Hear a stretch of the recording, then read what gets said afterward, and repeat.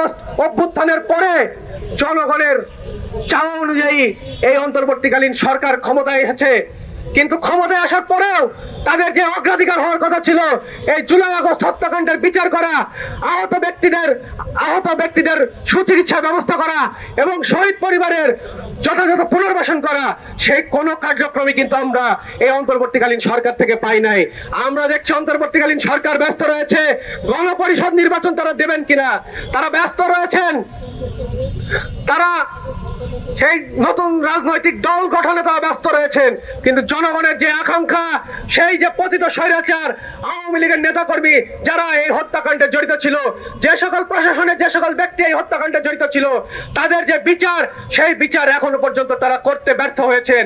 আমরা অবিলম্বে এই সমাবেশ থেকে সেই হত্যাকাণ্ড, জুলাই আগস্ট হত্যাকাণ্ডের বিচার তা অবিলম্বে শুরু করবার জন্য এই সরকারের প্রতি আহ্বান জানাচ্ছি।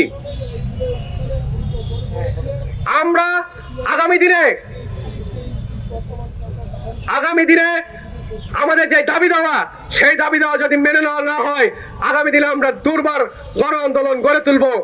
আগামীতে আমরা সারা বাংলাদেশে এবং ঢাকা শহরে বিভিন্ন পয়েন্টে আমাদের বিক্ষোভ সমাবেশ আয়োজিত হবে। আজকে এখানে আমরা দেখছি যে আমাদের এই সমাবেশকে কেন্দ্র করে একটি বিশৃঙ্খল পরিস্থিতি তৈরির চেষ্টা করা হচ্ছে।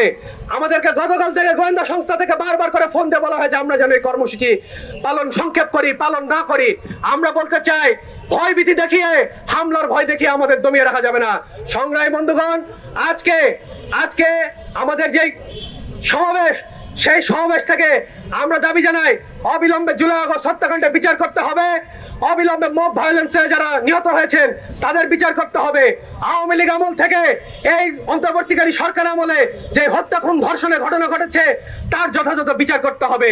সংগ্রামী বন্ধুগণ, আমরা আগামী দিনে আমাদের লড়াই সংগ্রাম আরো দুর্বার গতিতে এগিয়ে নিয়ে যাব এবং আগামী দিনে আপনাদের মধ্য দিয়ে আমাদের যে আন্দোলন, সেই আন্দোলন আমরা দেশবাসীর কাছে, সেই আন্দোলনের সংবাদ আমরা দেশবাসীর কাছে পৌঁছে দেব। এবং সেই লড়াইয়ে আপনারা সকালে আমাদের পাশে থাকবেন, এই আশাবাদ ব্যক্ত করে আজকের সমাবেশ আমরা এখানে শেষ করছি। আজকে আমরা বলতে চাই, এই যে মব সন্ত্রাস চলছে 5ই আগস্টের পর থেকে, সেই মব সন্ত্রাস বন্ধ করতে হবে। একই সাথে এই মব ভায়োলেন্সের মধ্য দিয়ে যাদেরকে হত্যা করা হয়েছে তাদের সুষ্ঠু বিচার করতে হবে। চট্টগ্রামে আমরা দেখেছি ইসকন নেতা চিন্ময় দাসকে গ্রেপ্তারকে কেন্দ্র করে চট্টগ্রাম কোর্ট প্রাঙ্গণে আইনজীবী সাইফুল ইসলাম আলিফকে হত্যা করা হয়েছে। সেই হত্যার বিচার এখনো পর্যন্ত এই সরকার করতে ব্যর্থ হয়েছে।